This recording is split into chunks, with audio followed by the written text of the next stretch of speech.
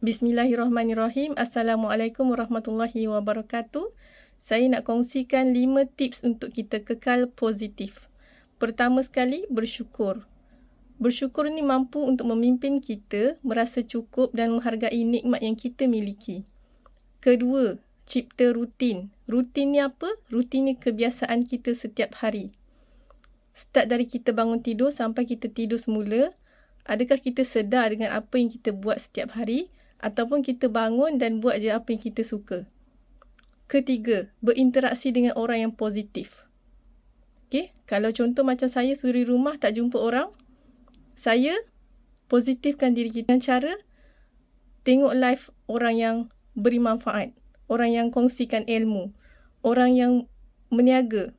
Kalau meniaga kan dekat TikTok contohnya, diorang promote barang tu dengan ilmu yang dikongsikan, saya suka tengok.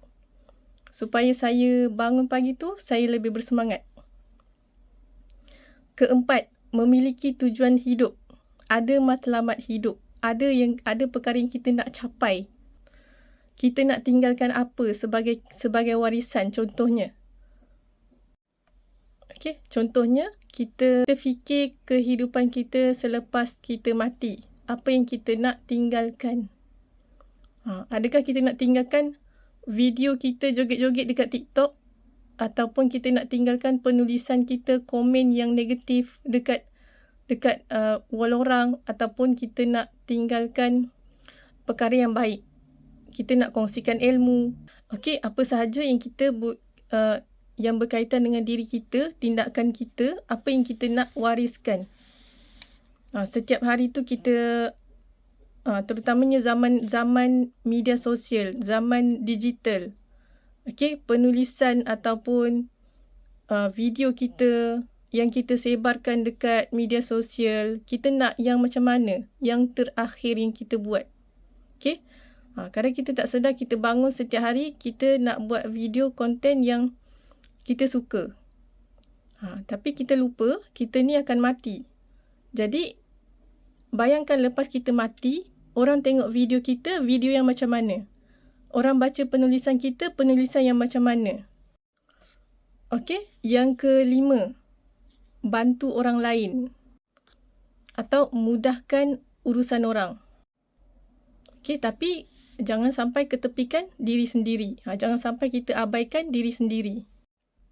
Dan kita boleh mulakan dengan ahli keluarga kita.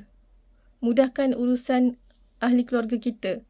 Kalau contoh seorang isteri tu mudahkan urusan suami dengan anak-anak. Sebab tu itu balik pada nombor 2 tadi, cipta rutin.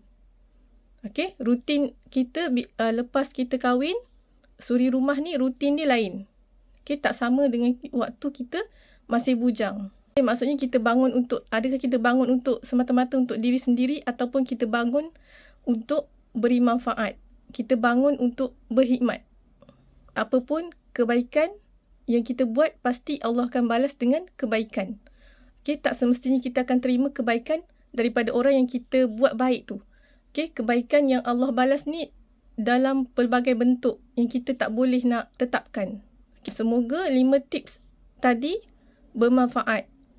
Sekian, Assalamualaikum.